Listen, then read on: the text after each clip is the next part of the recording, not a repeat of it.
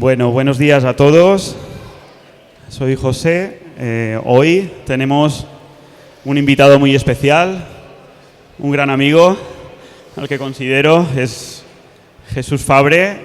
Nos va a hablar de comunicación y marketing, la historia de los videojuegos.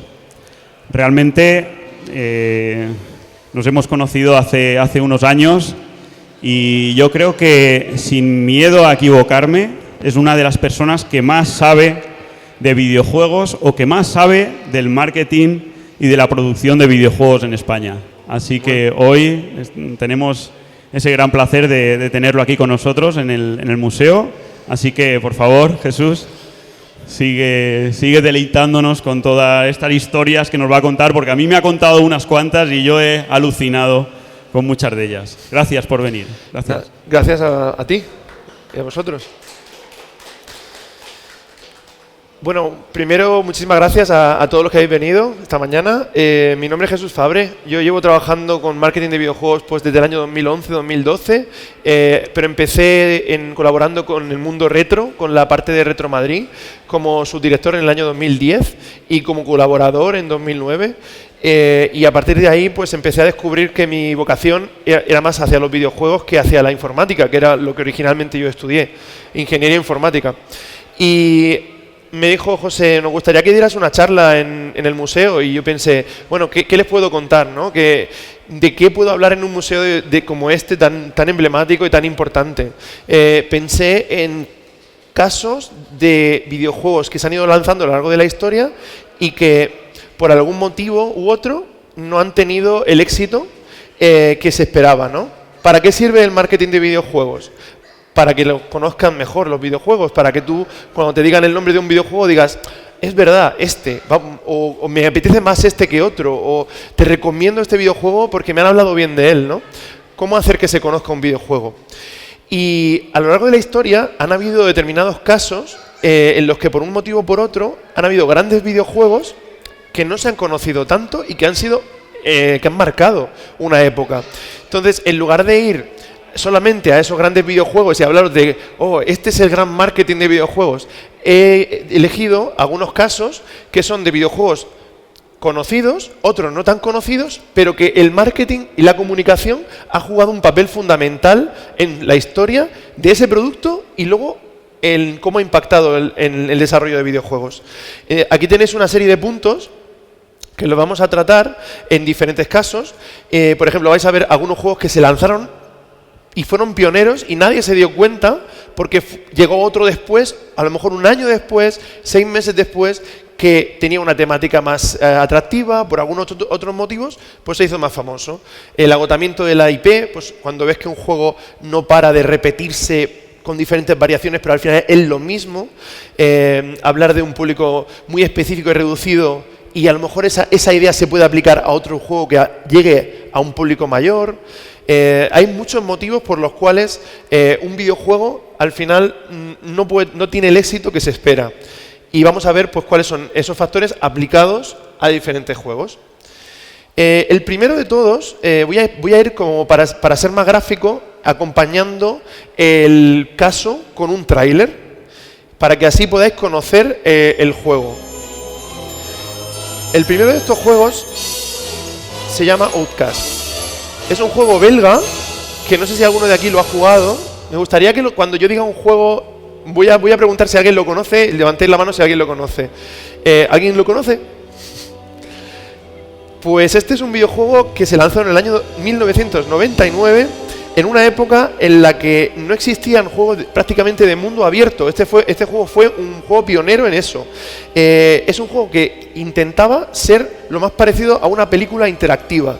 Infogrames, que fue la distribuidora en aquel momento, invirtió muchísimo dinero y para haceros una idea, se invirtieron solamente en marketing $3 millones. Y era un juego completísimo.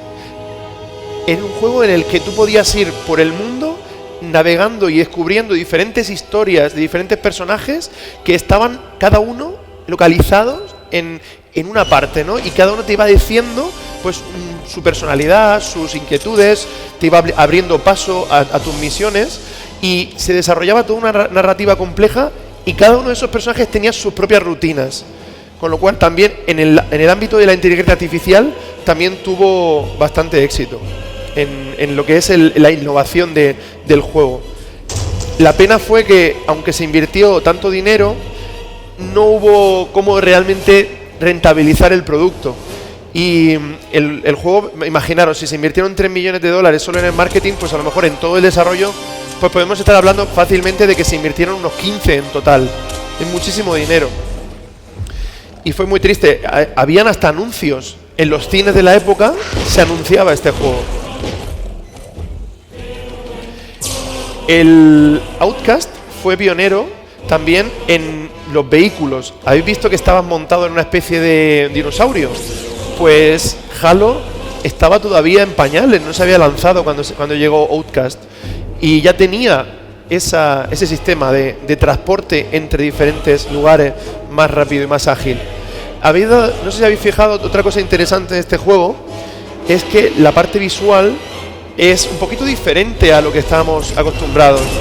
Eso es porque el juego tenía una técnica que se llama voxel mapping, que el juego estaba hecho con voxels, que son una especie de figuras geométricas que optimizaba el procesado de los gráficos. Esos gráficos increíbles, de los paisajes gigantes, vastísimos. Eso se lanzó en una época en la que las tarjetas gráficas, las tarjetas aceleradoras, eran prácticamente imprescindibles para manejar gráficos 3D.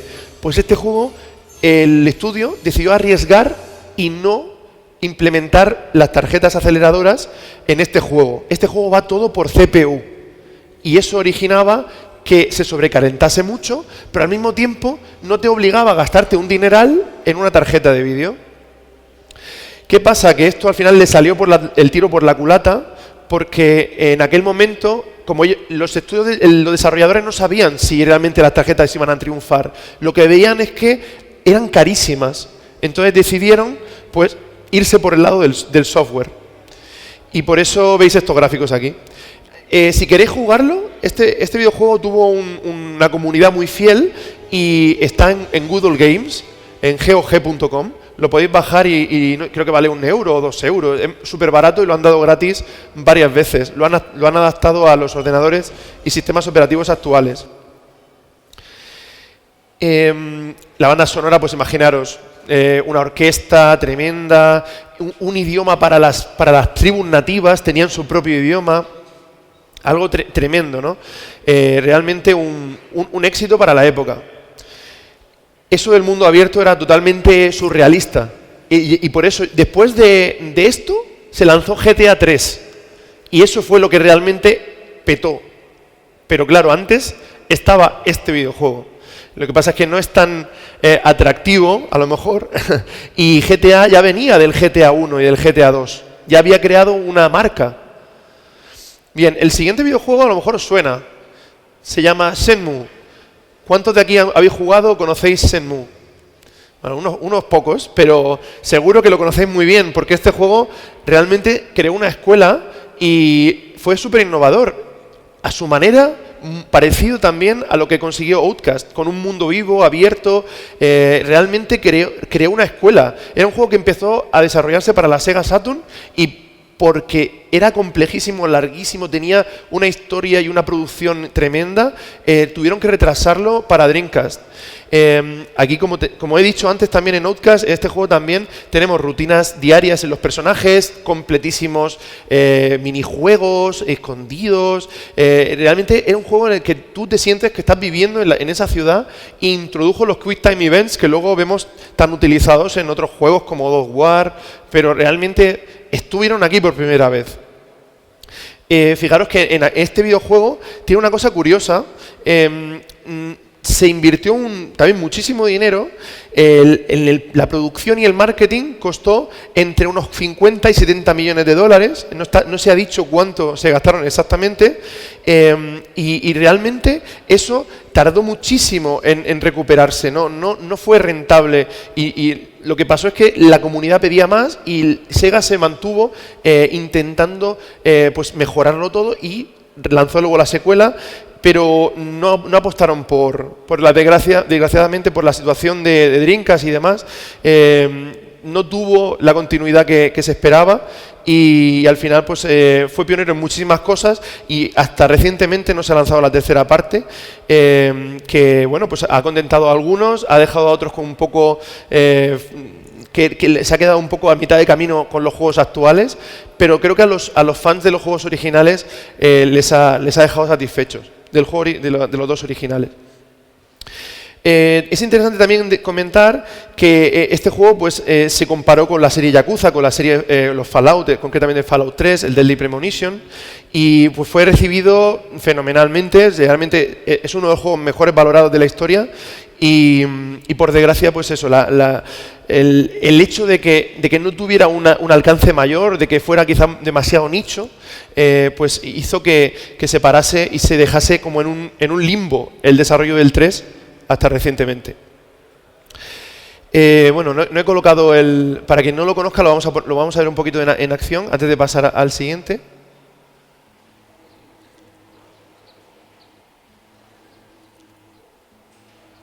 Vamos a ver.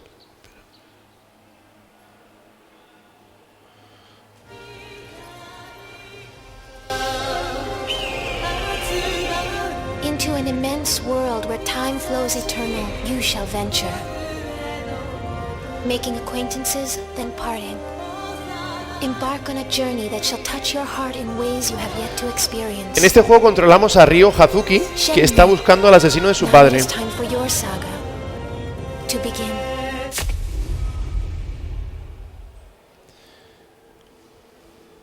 Y bueno, aquí tenemos el siguiente proyecto que merece la pena de ser destacado. Se llama Ico. ¿Cuántos de aquí conocéis Ico? También poquitos, pero bien avenidos. Ico es un juego muy especial. Es un juego que llegó sin pena ni gloria, al contrario que Shenmue, en el que ya se había invertido mucho dinero, en el que las revistas hablaban mucho de él. Ico llegó un poco de puntillas, de la mano de un diseñador llamado Fumito Ueda, que tenía una filosofía un poco diferente, que se llamaba diseño por sustracción, que es básicamente la técnica de eliminemos todo lo que no nos hace falta y quedémonos con lo que realmente comunica sensaciones al jugador y que el jugador como amueble, como enriquezca lo que está pasando en el mundo con su propia observación y no se lo demos todo masticado. En este juego somos un niño llamado Ico que nació con cuernos, lo que su pueblo considera un mal presagio. Los guerreros lo encierran en una fortaleza abandonada y durante sus exploraciones de la fortaleza, Ico se encuentra con Yorda, la hija de la reina del castillo. La reina planea usar el cuerpo de Yorda para extender su propia vida. Al enterarse de esto, Ico busca escapar del castillo con Yorda, manteniéndola a salvo de las criaturas sombrías que intentan hacerla retroceder. A lo largo del juego, el jugador controla a Ico mientras explora el castillo, resuelve acertijos y ayuda a Yorda a superar obstáculos. Bueno, pues como podéis ver, este juego tiene visualmente ya... Es muy llamativo, una ambientación bastante cinematográfica que nos recuerda un poco el dibujo animado y una estética como muy de unos colores fuertes, ¿no? Como una alta exposición, como un poco quemados y también muy básica. Vemos que el personaje, por ejemplo, no se le ve la cara muy bien, pero a lo mejor eso no es cuestión de la limitación de la consola, es para que nosotros nos imaginemos cuál es su expresión, cómo nos sentimos nosotros pongamos nuestra emoción en esa cara. Eso es un poco una consecuencia de ese diseño por sustracción. No dártelo todo, no ir al hiperrealismo.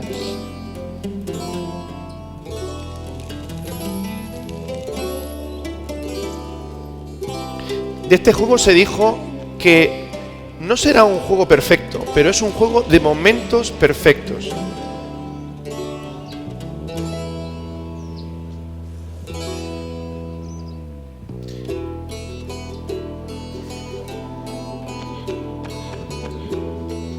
También se dijo que el sistema de combate decepcionaría a aquellos que anhelan la profundidad mecánica, porque era simple, realmente de ahí viene, ¿no? Este juego chocó muchísimo en la época. Pensad que este juego salió prácticamente en el primer año de PlayStation 2, creo que fue uno de los juegos del primer año, Y por aquel entonces, pues Devil May Cry, juegos mucho más sofisticados a nivel de combate, de espectacular, en fin. Se buscaba, la tendencia del mercado no era esta.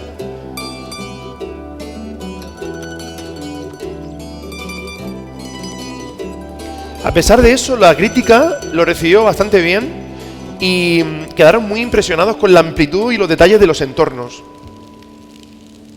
Recibió muchísimos premios y se convirtió, hasta el día de hoy, en un clásico de culto, siendo clasificado como uno de los mejores videojuegos de todos los tiempos.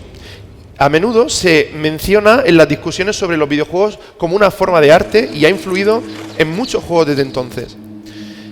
A pesar de estos elogios positivos, hasta el año 2019 solo se han vendido 700.000 copias en todo el mundo, 270.000 en Estados Unidos y la mayor parte en las regiones PAL, que son las regiones europeas. Otra cosa interesante que podemos decir del juego, fijaros en la portada. La portada del juego es una portada muy atípica para la época. No vemos a un gran héroe. El héroe aparece muy pequeño. Lo que aparece es un paisaje. Los escenarios son más importantes que tú. El mundo es más importante que tú. Te sentirás pequeño, te sentirás insignificante. Porque realmente hay algo más grande que tú que tienes que comprender. Entonces, eso, en una época en la que, mira cuántos polígonos, los dinosaurios, los God of War, el no sé qué, pues imaginaros a cuánta gente le llamaría la atención esta portada. Muy poca gente. Solo aquellos que realmente van más allá y entienden que hay algo distinto. Y esta portada, para aquellos que seáis curiosos del mundo del arte, está influenciada por un artista que creo que se llama Giorgio de Chirico, italiano, por si alguno queréis investigarlo. Vale, el siguiente videojuego se llama Beyond Good and Evil. ¿Os suena? Que levante la mano quien ha oído hablar de él. También, 3, 4, 5 personas. ¿Y quién lo ha jugado? 1, 2. ¿Quién se lo ha pasado? 2. Está bien saberlo. Porque voy a hablar de cosas. No es que voy a hacer spoiler, pero simplemente voy a hablar de varias cosas del juego y quería saber. A lo mejor os pregunto porque yo no me lo he pasado. Vale, este videojuego también es muy curioso.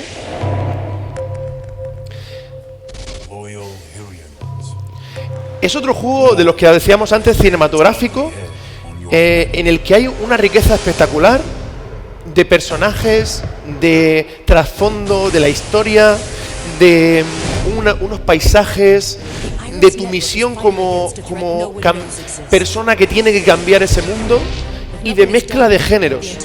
Eso es algo súper importante en este juego. En este juego tenemos algo particular. Hablábamos antes, ¿no? En ICO y en Outcast, ¿no? Que tenemos pues un enfoque muy claro de una aventura en la que vas hablando con gente. Aquí la mezcla de géneros es un poco quizá mayor que en Shenmue, es mayor que en ICO, es mayor que... había una mezcla bastante grande y se hablan muy bien.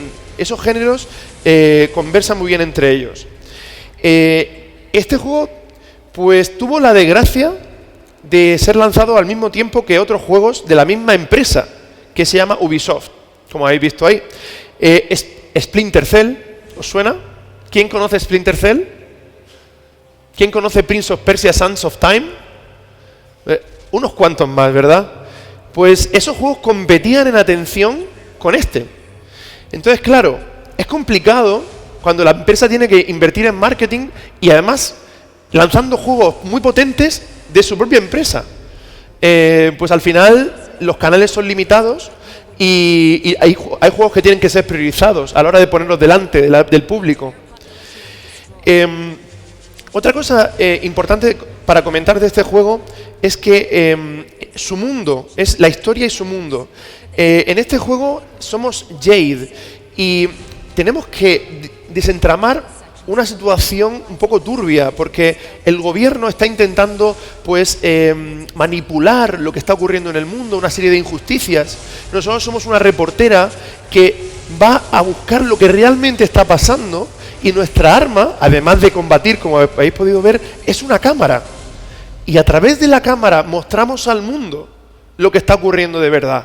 Y nos encontramos con los reporteros intentando mentir e intentando manipular, como hoy en día ocurre con las fake news. Es interesante entender cómo surgió este videojuego. Y no sé si aquí, algunos lo sabéis de aquí, pero buscando me he encontrado con que este videojuego, la historia original, surge a partir de los atentados del 11 de septiembre, cuando en Ubisoft se dieron los programadores, los creativos, se dieron cuenta de cómo los gobiernos manipulaban lo que ocurría y utilizaban las noticias pues, para sembrar el terror, para ir a una guerra, para... ¿Me explico? Al final lo que dijeron es, estos medios de comunicación, queremos mostrar en un videojuego el peligro y el poder que esto tiene. Y esto es lo que empresas grandes como Ubisoft, de vez en cuando, aunque se les demoniza un poco, de vez en cuando han tomado a lo largo de su historia unos caminos que se salen de lo normal. Por desgracia, no han tenido el éxito que se merecían. Ahora, no sé si conocéis el Beyond Good and Evil 2, está en desarrollo, pero no sabemos si va a salir. Lleva muchísimo tiempo en desarrollo. Bueno, como podéis ver aquí, el Beyond Good and Evil 1, bastante triste también. Los números son muy parecidos a los de ICO. Hasta el 2009, solamente 700.000 unidades. Y estamos contando aquí con las versiones de PlayStation 3 y de Xbox 360. O sea que es un poco triste. También he leído por ahí que en la época pues los juegos con portada femenina, al estar todos enfocados a un público masculino, pues los juegos, hay una teoría que dice que los juegos con portada femenina no tenían esa recepción. Pero esto hoy en día ya ha cambiado. Pero es curioso, de aquel entonces, pues los de Tomb Raider, etcétera, los modernos han vendido bien y demás. Pero esto también encaja con el siguiente juego, Mirror's Edge. ¿Quién de aquí conoce Mirror's Edge? Unos cuantos. ¿Cuántos lo habéis pasado? Bueno, una persona. Bueno, pues Mirror's Edge es otro juego de una gran empresa. Es un juego que nos llevó a un universo muy nuevo, muy fresco, visualmente precioso, muy limpio y que rompió con todo lo que había. ¿Y quién nos iba a decir? Electronic Arts. Una empresa que pues ha comprado tantas y tantos estudios y que han acabado cerrando, por desgracia. Yo siempre me acuerdo de Lionhead, ¿no? Bullfrog, creo que también lo compraron ellos. En fin, que de vez en cuando tome un camino distinto me parece digno de mención. La música también está muy bien en este juego. La banda sonora.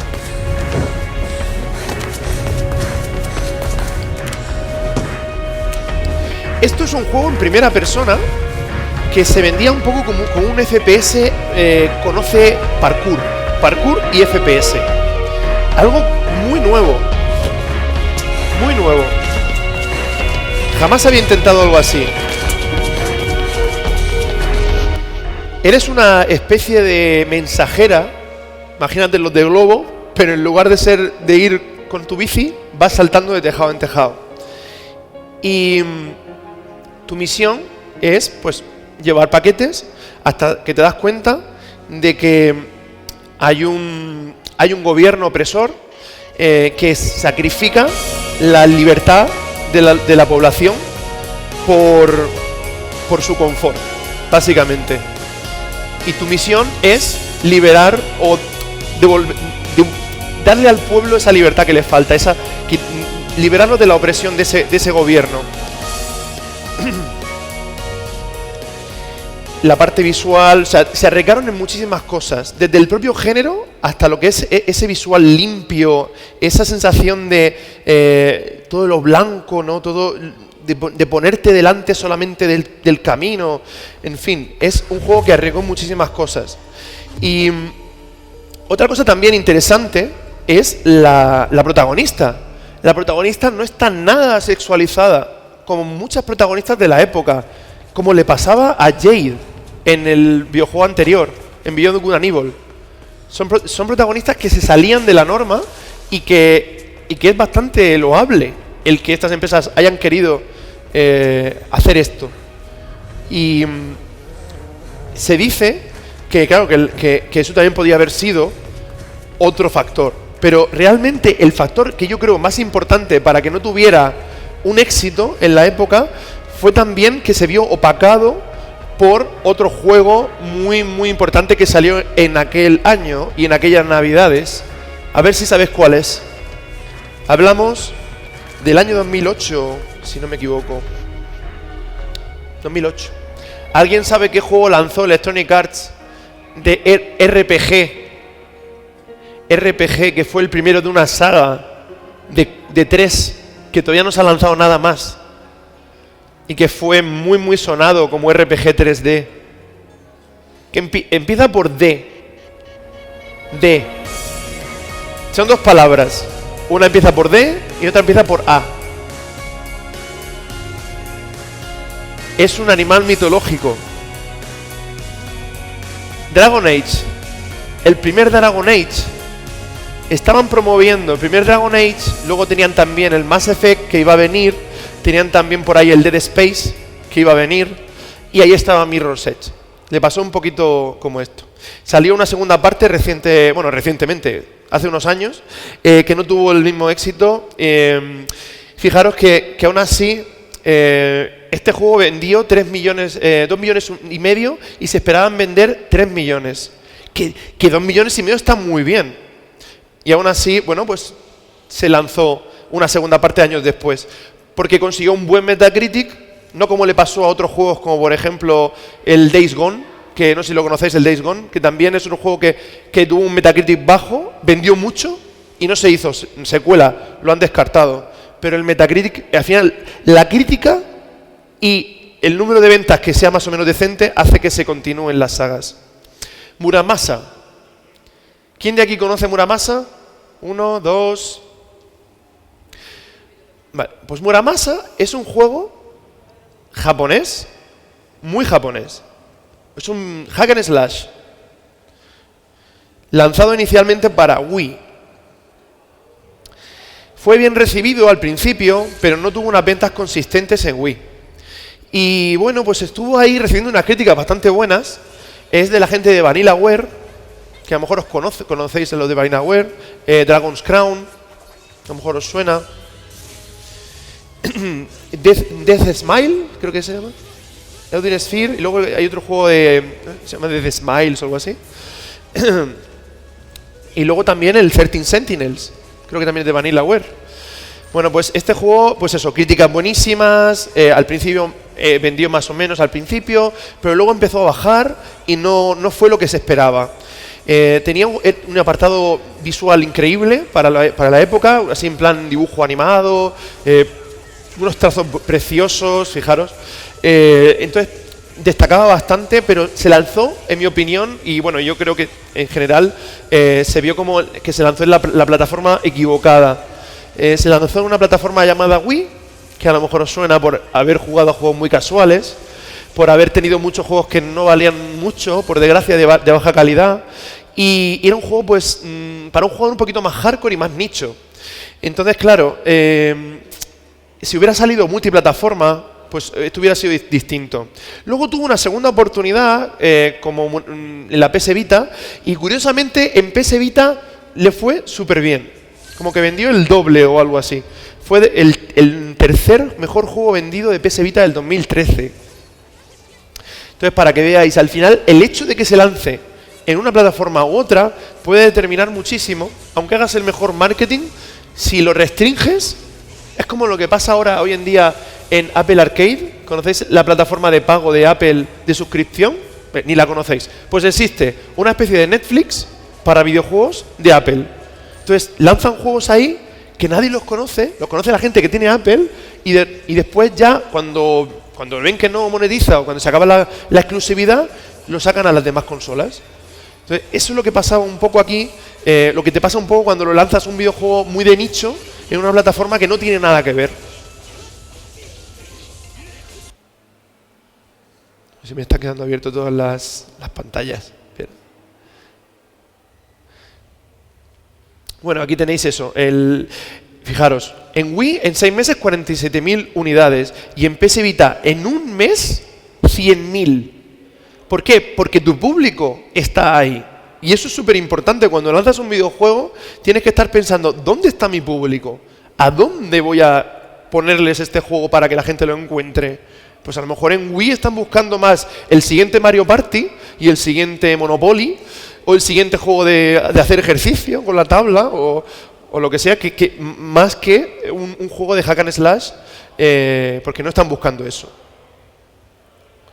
Bueno, pues aquí tenemos ya, he hablado de juegos no muy conocidos, porque a la vista está, ha habido poquitas personas que los conocía, de mucha calidad, y ahora vamos a tocar algunos juegos que fueron innovadores en su tiempo, que fueron lanzados también por grandes empresas, pero que por otro motivo acabaron yéndose a pique y quemándose, como por ejemplo Medal of Honor, que a lo mejor os suena, levantad la mano si alguno... 1, 2, 3, 4, bueno, ya hay alguno más. Pues Medal of Honor, os voy a poner aquí el vídeo. Es un juego, bueno, pues que salió para la primera PlayStation. Salió en el año 99 de la mano de Steven Spielberg. Nos llega Medal of Honor, un juego en el que Steven Spielberg nos da su feedback creativo, que ha trabajado en salvar al soldado Ryan, aquella película tan mítica que fue increíble en la época.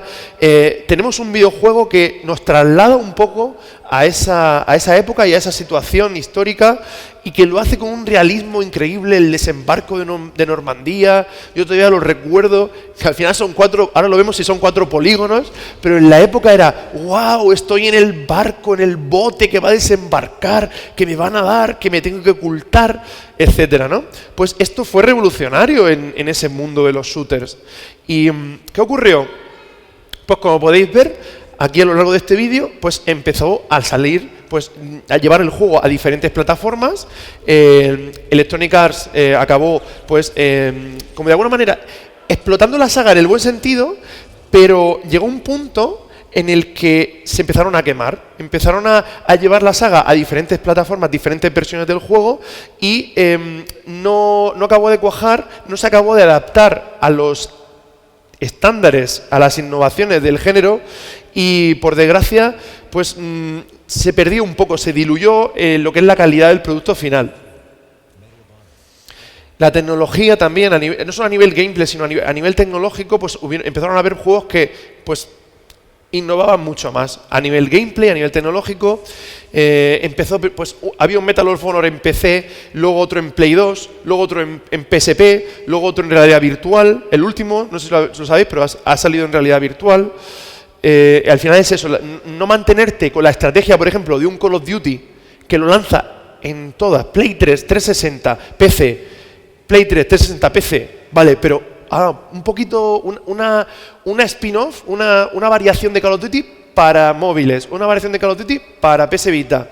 Y aquí no, aquí fue un poco saltando, un poco sin un rumbo fijo.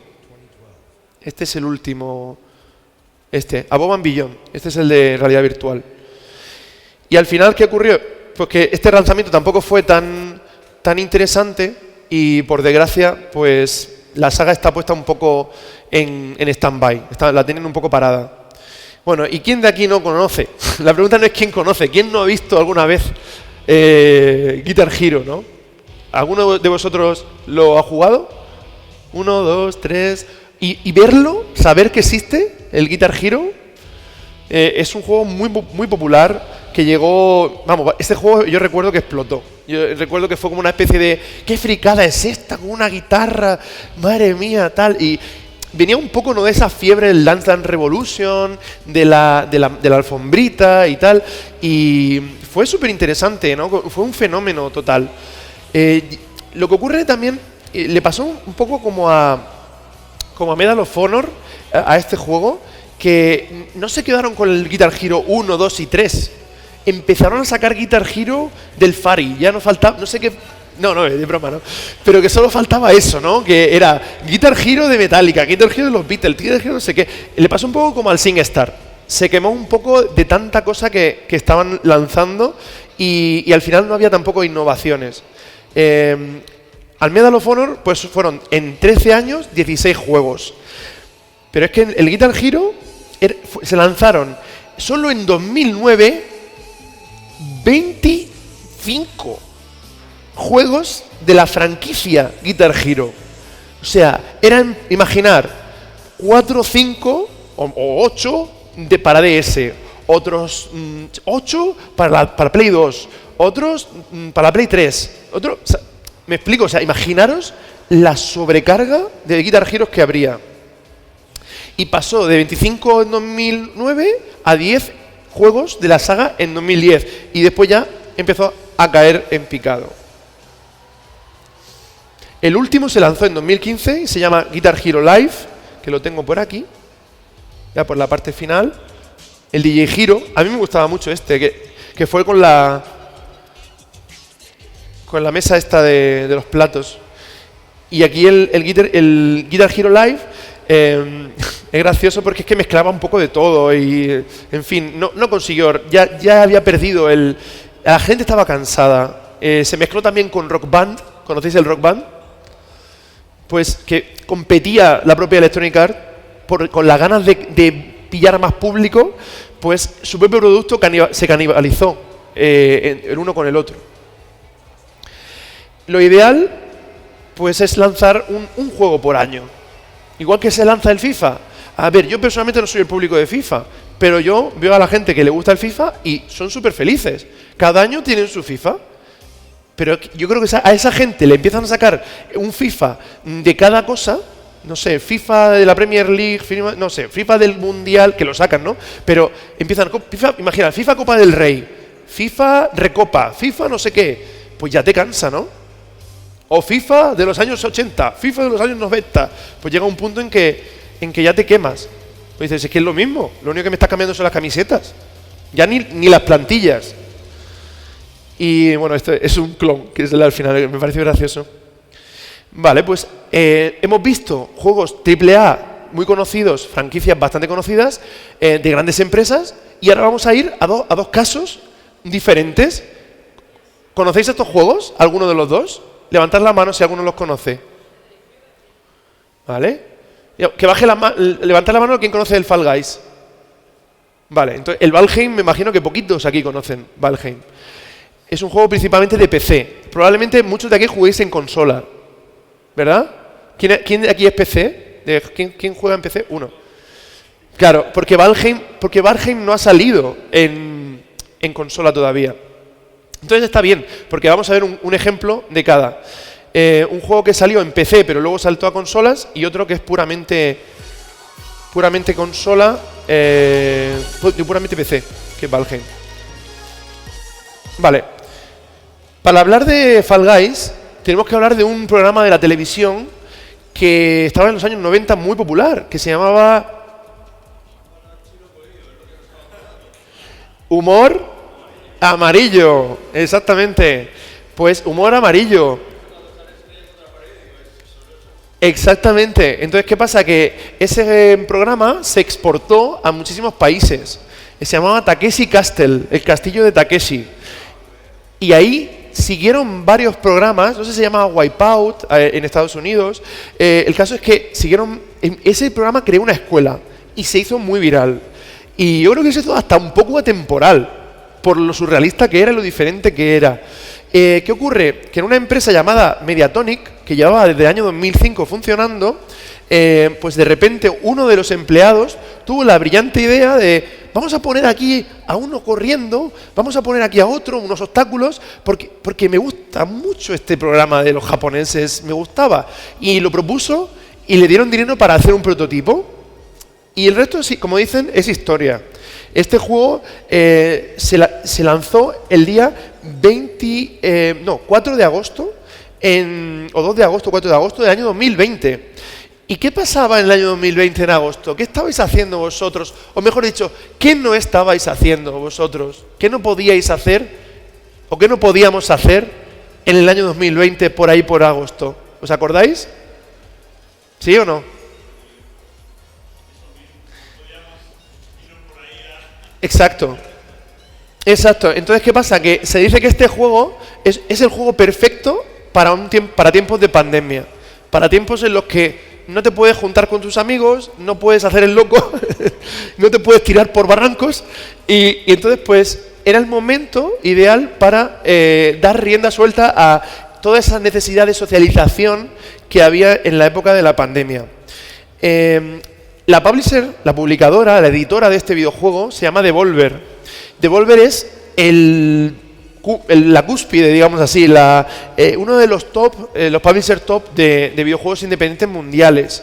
Entonces, se aliaron, por un lado, un muy buen producto con una empresa que tenía un histórico de juegos virales increíblemente exitosos.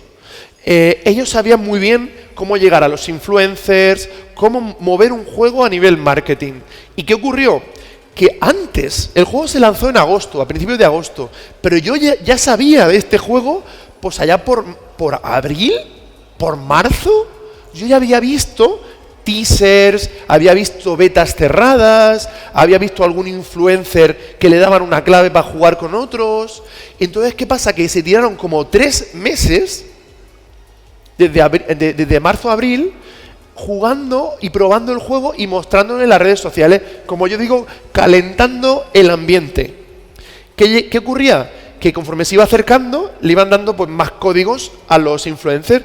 Al principio era un juego pago, luego ya lo hicieron free to play, pero al principio era un juego pago, como otro juego muy famoso, que no lo tocamos aquí, pero que hay que decirlo porque sigue un camino similar, que es un juego en el que jugamos a fútbol con un coche. Rocket League. Empieza como juego pago, habla con Sony para que lo pongan en la PlayStation Plus. De esa manera tienes una divulgación, digo que casi gratuita, porque solo con poner el juego en la PlayStation Plus ya te juegan muchísimos millones, no sé si eran 30 o 40 millones de suscriptores que tiene PlayStation Plus. Entonces llegan, imaginaros, podemos jugar a esto gratis, todo el mundo ahí. ¿Qué ocurrió? Que se disparó. Hicieron una campaña muy buena con los influencers, empezaron a sortear en las redes sociales códigos y como había que pagar 20 pavos para jugar al juego, pues si te lo dan gratis, pues claro, voy a participar y a divulgar esto. Y entonces, ¿qué ocurre? Que este juego tuvo un pico súper alto, vendió muy bien al principio, pero no digo muy bien, digo algo exagerado. Este juego vendió el día 26 de agosto, que estamos hablando de apenas 20 días después de que se lanzase, 7 millones de copias solo en Steam. Solo en Steam. Y era el juego más bajado de la PlayStation Plus. Y en noviembre de ese mismo año había vendido 10 millones de copias. Era algo brutal. Empezaron a meter marcas famosas, pues un poco para darle más relevancia, para atraer a los fans de las marcas. Y bueno, a día de hoy, pues la propia empresa ha sido comprada por Epic, la empresa de Fortnite. Y es brutal. Esta marca ha sido la marca Fall Guys, y la filosofía de Epic ha sido hacer algo parecido a lo que hacen con Fortnite, que es actualizaciones, nueva temporada, nuevos niveles, nuevos vestidos, nuevas ropas, etcétera. ¿Y qué ocurre con Valheim? Pues con Valheim ocurre una cosa bastante particular. Valheim es un proyecto en el que yo he tenido la suerte de haber participado en la parte del mercado de hispanohablante y de Portugal y Brasil.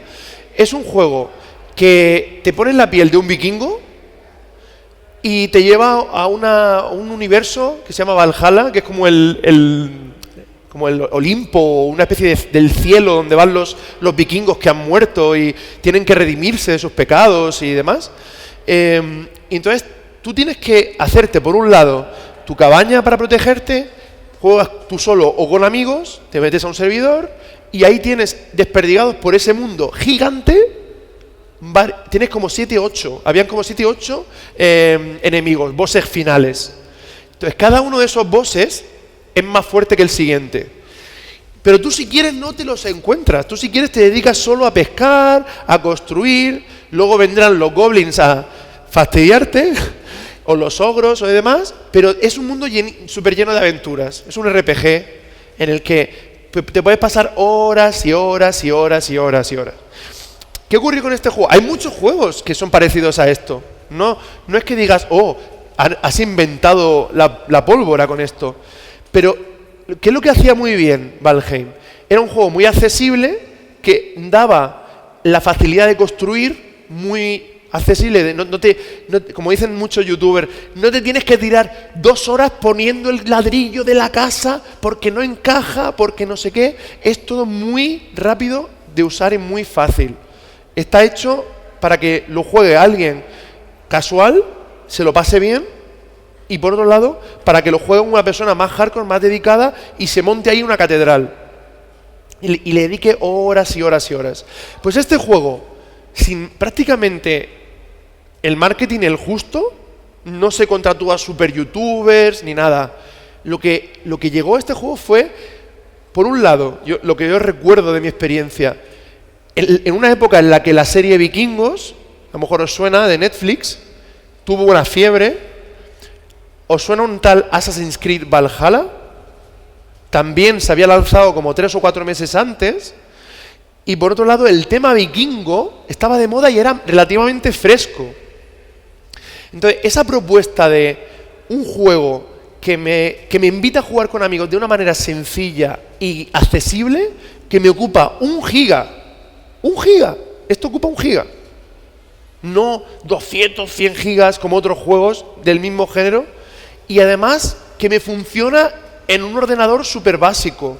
Fijaros que los gráficos de este juego tienen algo especial. Yo cuando lo vi y me propusieron trabajar en él, dije, madre mía, no sé si le va a gustar a la gente. De hecho, yo le he mandado este juego a youtubers y yo tengo, me acuerdo, youtubers grandes, de estos que juegan solo los AAA y algún indie, ¿no?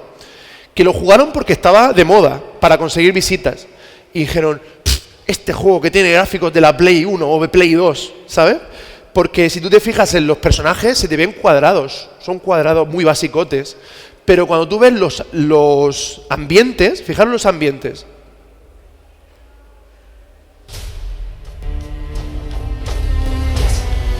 Fijaros la iluminación, el agua, la sensación global. Es increíble, realmente está muy bien conseguido. Tú no te fijas si ves la flor tiene 10 pétalos o 11.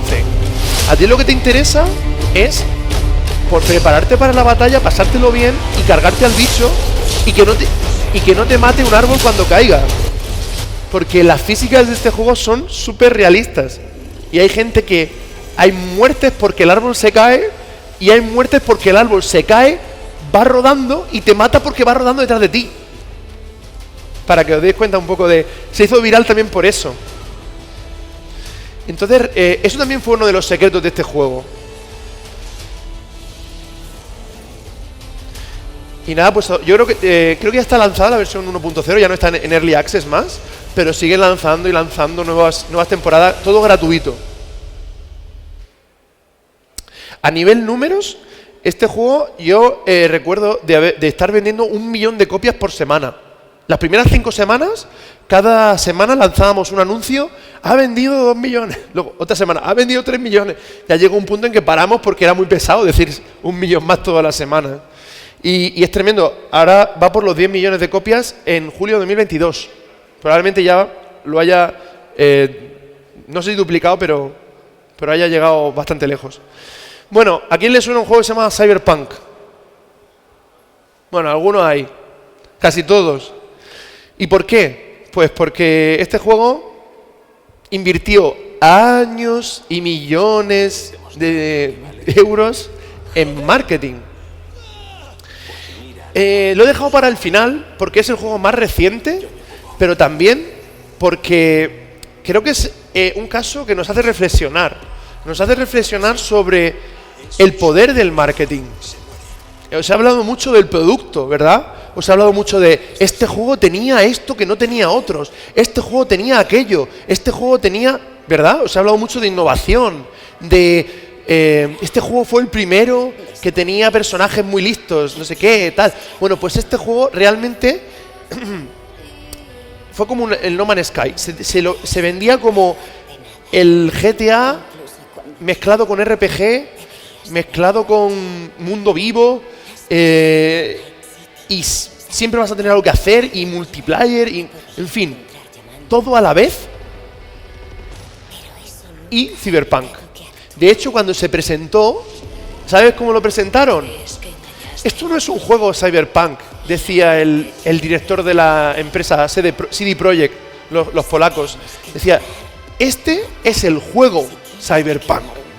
Fijaros, ya solamente la manera en la que te lo presentan, lo que denota una cierta prepotencia.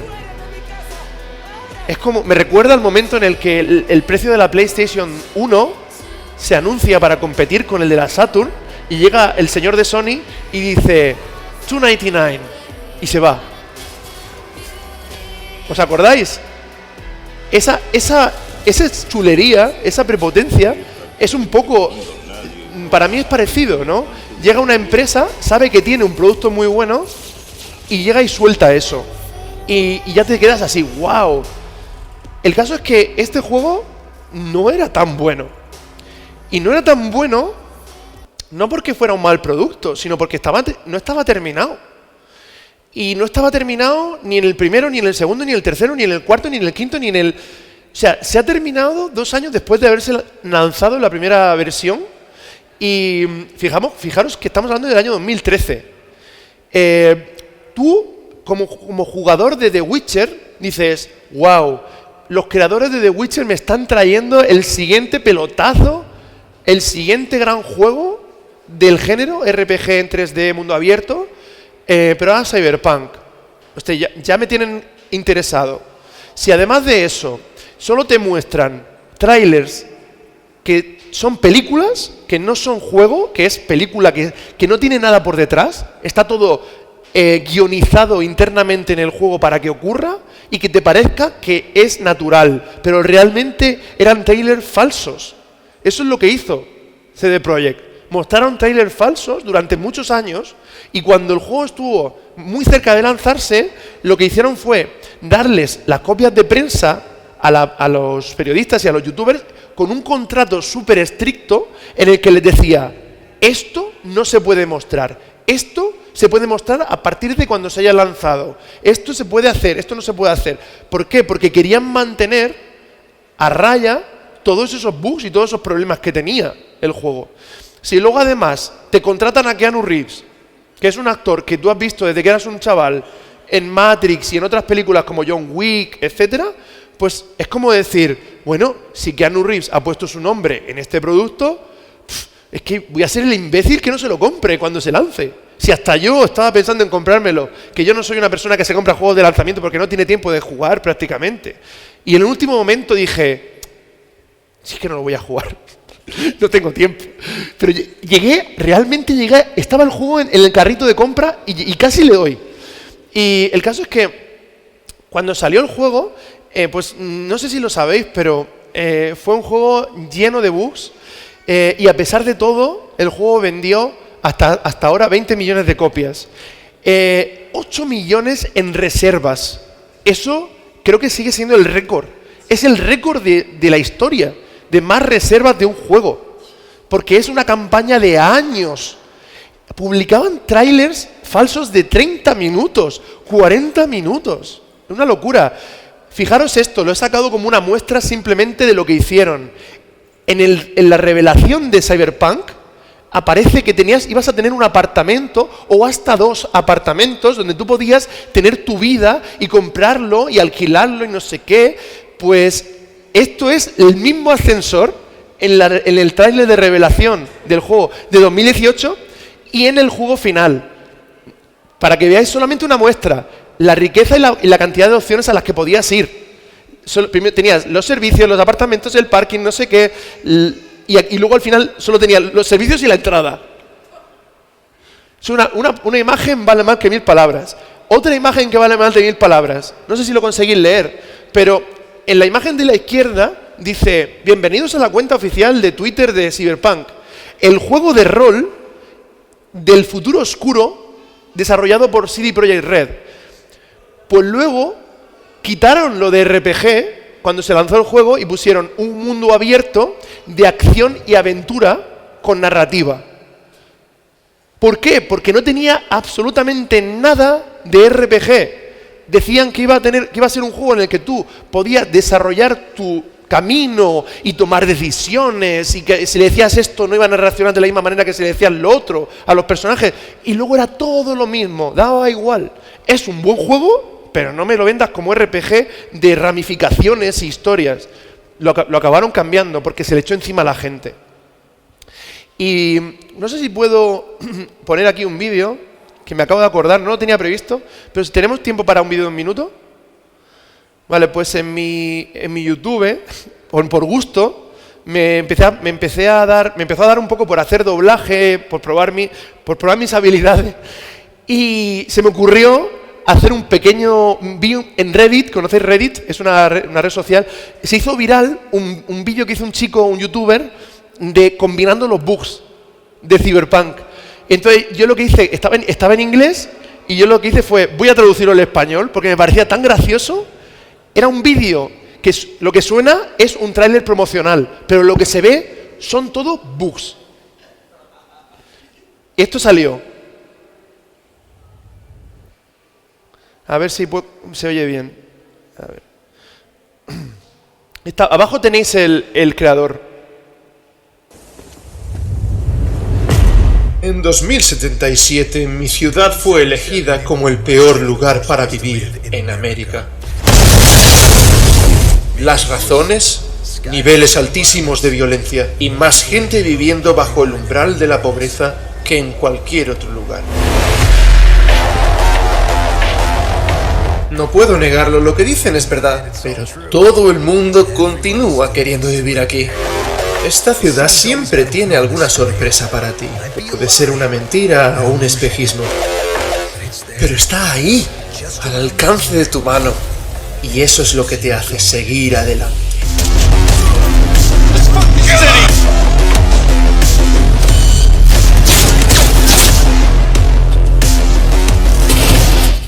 Es la ciudad de los sueños. Y yo soy un gran soñador.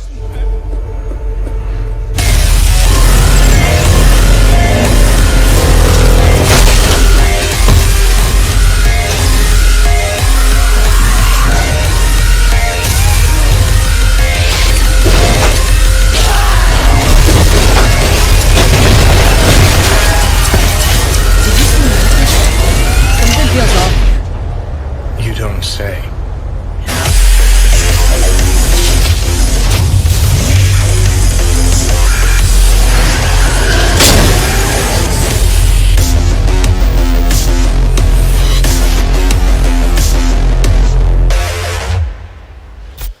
Pues eso es todo. Espero que os haya gustado y aquí os dejo mis datos.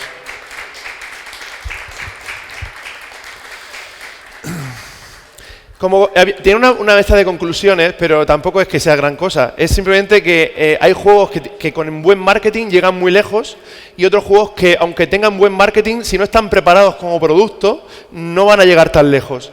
Y que necesitamos de los dos lados, de los juegos independientes y los juegos grandes, porque los dos aportan al global y se retroalimentan. Hay juegos grandes que cogen cosas de los juegos pequeños y decimos que a veces que roban, y hay juegos pequeños que cogen cosas de los juegos grandes y al final las mejoran e innovan. Lo importante es que exista un público que valore lo bueno y lo malo de cada uno, porque al final, si tú como consumidor lo valoras, serás el que promueva la calidad y no pues más de lo mismo. Eso es. ¿Y si tenéis alguna pregunta? No, nada, cero. ¿No tenéis dudas de algún juego o alguna cosa que habéis visto en vuestra propia experiencia?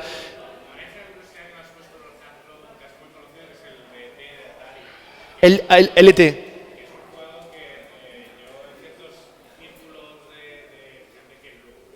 Sí.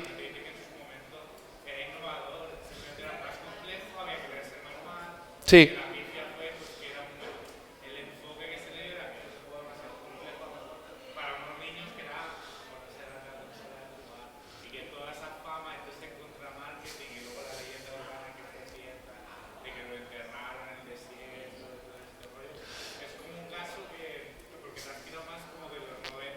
Sí. Sí, muchos. Sí. Sí, he querido traer, claro, he querido ir un poco a los últimos 30 años, o no, 20 años, quizá, ¿no? Empezando por el final de los 90. Es que es complicado el llegar abarcar tantos años. Sí, hay muchos casos ahí y de 1000 casos de productos buenos que no tuvieron éxito y por tonterías en fin, cosas que, pues esta empresa hablaba con esta, pero se perdía hablar con la otra que realmente tenía el producto de calidad. Pero sí que el caso de T, por ejemplo, lo que yo también he leído en algún momento, que era un caso de un juego que fue lanzado en una época muy mala, porque se producían muchísimas copias, había una fiebre y era como que le pasa un poco, si no me equivoco, es como el síndrome este de vamos a lanzar más y más y más y vamos a inflarlo, como le pasaba al Guitar Hero, como le pasó un poco al Medal of Honor, ¿no? Sí.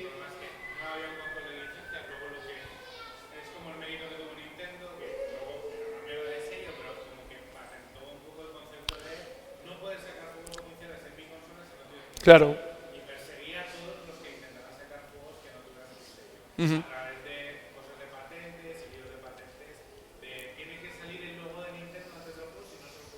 Claro. Controlaban.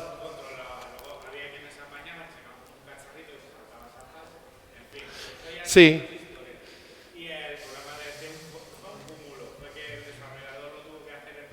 Sí.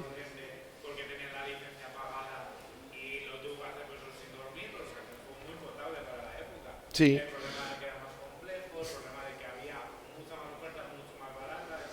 Sí.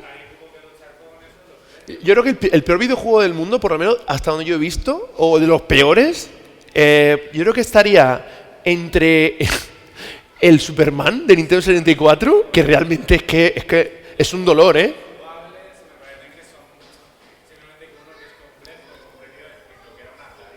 Sí.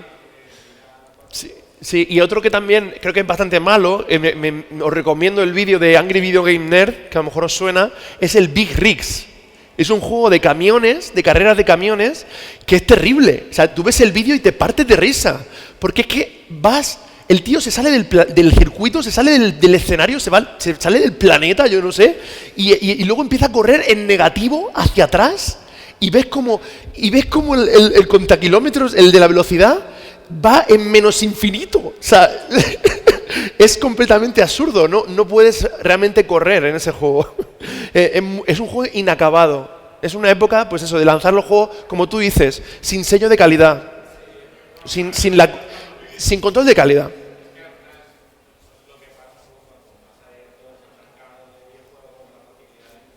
Claro.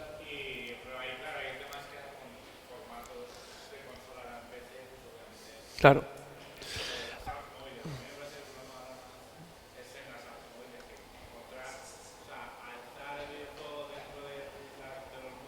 Sí. Es complicado, sí. Hay mucha gente que hace clones. Pero por eso está, por ejemplo, en Google Play, creo que tienes una sección también, no sé si lo mantienen, pero querían hacer como una especie de servicio de eso, seleccionado, y luego unos juegos como premium, que son como separados y que te dicen, esto es como certificado o recomendado por nosotros. Sí, y PC y todo. Sí. Claro. Exacto. Luego tienes el Apple Arcade que he comentado, que esos son juegos que muchos de ellos hasta los paga Apple. Dice, oye, estudio, hazme un juego que te pago yo por hacerlo, pero yo me voy a quedar con la exclusividad, por lo menos de móviles. Y tú no lo vas a lanzar para Android porque es mi competencia. Pero Apple se garantiza un contenido exclusivo para móviles. Pasa que también no todo el mundo tiene un iPhone o un iPad. Sí. ¿Cuál? Ah, sí. Sí, se pegó una buena.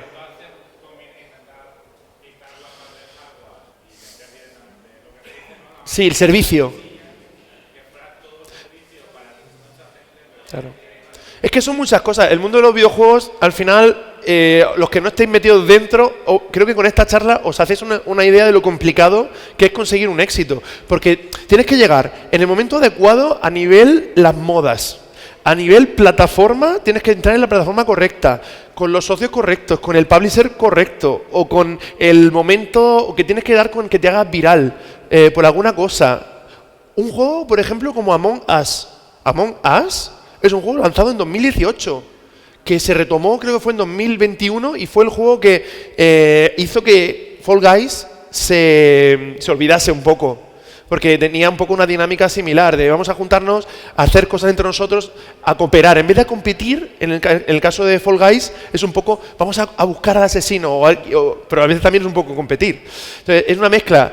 Y el caso es que, fijaros, lanzas un juego y ¿quién te va a decir que el mercado, aleatoriamente, unos coreanos lo van a empezar a jugar ahí en Corea, se va a hacer viral, uno americano lo va a ver y entonces se va a correr la voz y van a empezar todos a jugar en todo el mundo y a vender y a vender y a vender.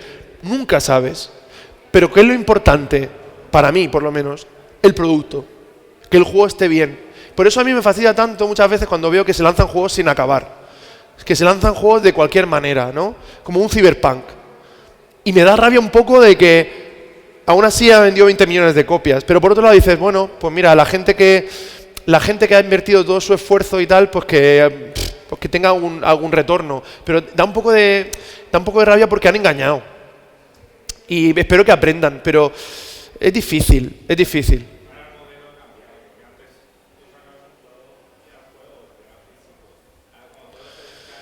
Claro. Claro, claro. La cosa es, yo por ejemplo lo que pienso es, con tantos juegos como hay, ¿por qué tenemos que hacer pre-order? Cuando no estamos seguros, cuando no sabemos, cuando nos la han metido doblada una vez, ¿por qué hacerles una segunda vez? A eso quiero llegar. Claro, es que yo digo, yo me espero hasta ver qué dice la gente, lo juego yo, lo pruebo en el Game Pass, y entonces digo, vale, me lo compro en físico. Porque o me espero a la versión juego del año y me lo compro con los DLCs y ya no tengo que estar pensando, ay, tengo que esperarme o tengo que actualizarme el juego o lo que sea. O sea, a mí me gusta decir, bueno, pues ya está, este juego realmente me va a gustar. ¿Por qué? Porque ya me he informado. O sea, hay gente que le gusta mucho el tema del pre-order y que sabe que le va a gustar y que lo hace de una manera porque le hace ilusión y sabe que lo va a aprovechar. Y luego, si no te gusta, lo vendes. Pero yo con eso de que una empresa te la meta doblada y luego digas, ostras, pero es que le estás recompensando. De alguna manera estás diciéndole, venga, pues da igual. Es que como soy tan fan de Assassin's Creed o lo que sea, la saga que sea, te lo voy a comprar de cualquier manera, aunque me pongas aquí un necio que no anda para adelante, que anda de lado, ¿sabes? Entonces, eso es lo que yo digo, que es un poco triste eso, que hay veces que no compran lo que sea, ¿no? La gente compra, no se da cuenta, no le importa que esté... Hay una masa ahí que compra muchas veces que dices tú, ay, date cuenta que mira a quién le estás comprando las cosas. Y bueno, pues con esto terminamos. Dime.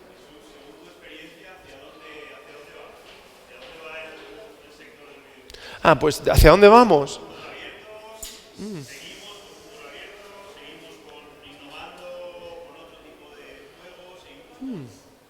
Pues yo veo muy claro que estamos ahora mismo en un momento de un juego para todo el mundo. De que todos los jugadores tienen su nicho, de que el que le gusta el rollo más independiente intimista, pues tiene sus juegos. El que le gusta sus AAA, pues tiene también sus AAA. El que le gusta jugar online free to play, pues tiene también. O sea, veo un momento en el que la industria del videojuego se está adaptando a millones de personas, que cada vez son más, que están jugando en dispositivos súper distintos y a juegos que cada vez pues nos chocan. Fijaros los juegos que estaba hablando aquí, algunos son pioneros, pero no sé, como que se ha abierto mucho el tipo de juego y los tipos de temas que se pueden tratar en un videojuego. Lo que hablaba de Beyond Good and Evil, por ejemplo, de las fake news. O sea, el juegos que te hacen pensar. que te hacen sentir de una manera diferente. El Journey, por ejemplo, que para mí fue un juego súper emocionante en la época. Los juegos independientes han hecho revolucionar el ecosistema de lo que se puede contar en un videojuego, de hasta dónde se puede llegar. Entonces, eso me parece fascinante, personalmente, el poder contar historias más personales y, por otro lado, el poder tener tus superproducciones de toda la vida, pero retroalimentadas de juegos más independientes. Valheim, por ejemplo, es un caso muy interesante porque es un juego que coge cosas de un Skyrim, de juegos de altísimo presupuesto, y son 4 o 5 personas las que han trabajado en ese juego y ha vendido 10 millones de copias. O sea, 4 o 5 personas trabajando 2 años y medio, 3 años, con mucha experiencia, fijaros lo que se puede conseguir. Entonces, lo que nos muestra, claro, yo comparaba Valheim, Cyberpunk, y decía, 200 personas, 5 personas. O sea, te pones a pensarlo y dices, o sea, a lo mejor no te hace falta tanto marketing, a lo mejor no te hace falta tanta parafernalia, a lo mejor te hace falta el realmente tener un buen producto, algo fresco y algo que sabes que funciona y que lo vas probando poco a poco y no engañar a nadie. Y que si explota, que explote por sí mismo. No porque tengas contratos millonarios o demás, sino poco a poco invirtiendo en lo que sabes que va a funcionar. Entonces, no sé, yo personalmente creo que seguimos avanzando en todas las direcciones. O sea, en realidad virtual, por ejemplo, se dijo que iba a ser algo que iba a llegar, iba a parar, pero siguen habiendo nuevos aparatos de realidad virtual. Ahora, el mes que viene sale PlayStation VR 2, que es la segunda generación, que viene con una súper alta definición, o sea, tiene de todo ahí ya. Lo único que le pasa es que tiene cables. Todavía estás conectado con el cable. Pero el Oculus Quest 3 ya se ha anunciado. En fin, tenemos un poco para cada uno. Y eso yo creo que el futuro va a ir un poco por ese camino. Por darle a cada jugador algo que le satisfaga. Quizá en un futuro, pues a lo mejor una masa se va a ir un poco para otro lado, pero yo pienso que por la facilidad de la creación, de las herramientas, siempre va a haber alguien que cree algo que te guste. Es como en el cine, o como en la animación, o como en el cómic. Pues a lo mejor no me gusta Marvel. A lo mejor pues me gusta este creador independiente de mi barrio, o de tal barrio de Indonesia. Pero como tienes internet, pues podrás acceder y podrás irte a Itch.io o podrás irte a ventanas más independientes y podrás en algún momento quizás se convierta en un autor súper conocido. Porque lo bueno es eso de internet, la calidad se abre paso. Y lo tenemos ahí para informarnos.